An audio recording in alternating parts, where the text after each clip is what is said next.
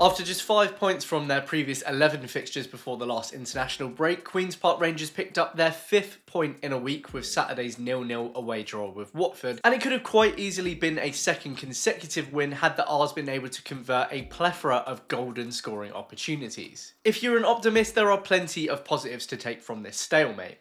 In a period where doubts around Marty's future had started to bubble, QPR are unbeaten in 3 since the break, have kept back-to-back clean sheets and conceded just 1, and the performances are seemingly gradually improving game by game. Last week's progress also means that Rangers have cut the gap to safety to just 2 points, with everyone from Coventry in 16th downwards now realistically at risk of being sucked in. And as mentioned in my preview last week, Watford are also unbeaten at home since Cleverley became Hornets manager back in March, so there's no shame at all in a point at Vicarage Road right now. There are some pretty strong counterpoints to be made for the pessimists too though, like the fact that goals are still not coming naturally to this team despite Sellers' discovery of the net on Wednesday, and so many good chances on Saturday afternoon to snatch the game. QPR have scored 2 less goals than the same point last season, and at that point we couldn't believe we'd gone into a season with just Dykes and Armstrong available, so the deja vu is pretty strong right now. So, as usual, let's break down this performance and weigh out the positives and negatives for balance. If you enjoy this match reaction, don't forget to like, subscribe, follow, and drop a rating on the platform of your choice,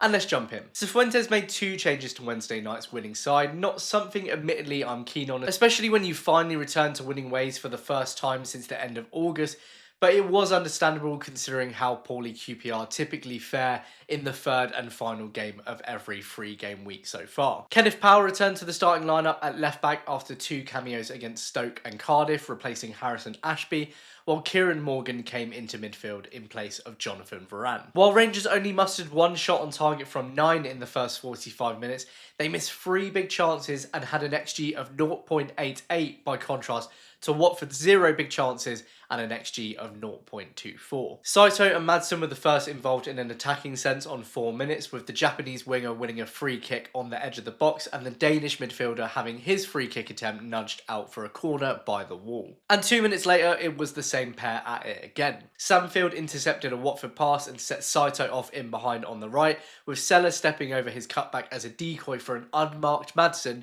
but he poorly pushed a lovely chance at goal well wide of the right-hand post. The next 2 big moments for Rangers involved Liam Morrison, whose inability to finish in front of a keeperless goal aside put in another good display here. The first came on 34 minutes when Kenneth Powell swung a ball deep into the box from Madsen's short free kick, with Jimmy Dunn heading the ball down towards Morrison, only for Ryan Porteous to slap it out of the way with his arm. It was just a blatant penalty, and between the linesman and the referee, it should have been a very, very easy spot. Morrison's second involvement came 7 minutes later, with Dunn winning yet another free kick ball into the box at the first attempt, and it dropping generously to Seller on the other side of the box. His powerful half volley was denied by Backman, but dropped even more generously to Morrison, who skied the ball over the now keeperless goal. Expectedly, Watford came out swinging much more in the second half, but Rangers still had time for wasted opportunities. Saito got a mirror of Madsen's first effort on 51 minutes when Smith slotted the ball across the ground to him from the right,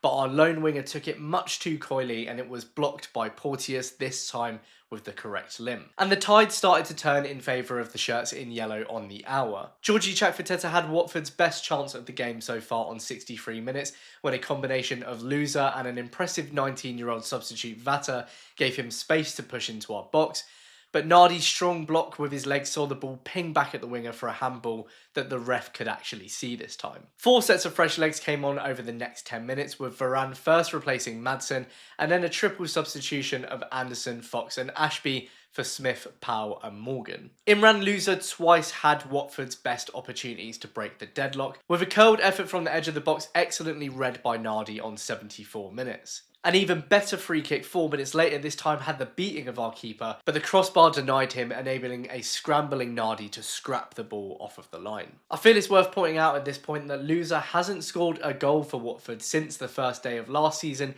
in this same fixture when he scored the second of 4 goals. Apparently he just loves playing against QPR. And yet, despite Watford's push for a goal, QPR still had time for two more very good chances. The first on 86 minutes when Anderson dinked the ball over the top of the Watford backline, only for Ashby to completely fluff his shot. But the Newcastle loanee very nearly got himself a second assist in 2 games when he picked out a waving Seller up top, who ran onto the ball coolly and hit it sweetly on 89 minutes.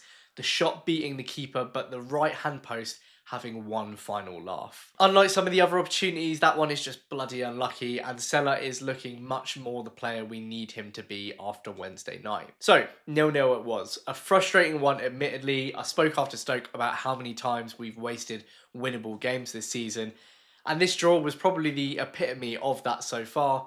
But strangely, I feel different and a lot more positive despite us having far more chances to win this one. This result was always going to be very telling after the Cardiff win. If we'd been rolled over by Watford, that result probably would have been chalked off by our fans to chance, particularly because it wasn't a very good performance. Instead, we backed it up with a pretty strong and tight showing. Clive mentioned in his report that this feels a bit like when Marty first came in last year, tightening things up and taking things back to basics, and I have to agree. The goals might not be flowing, but these performances are keeping us in the running and it's dragging other teams into the mix. If we can start winning at home, this could be the turning point.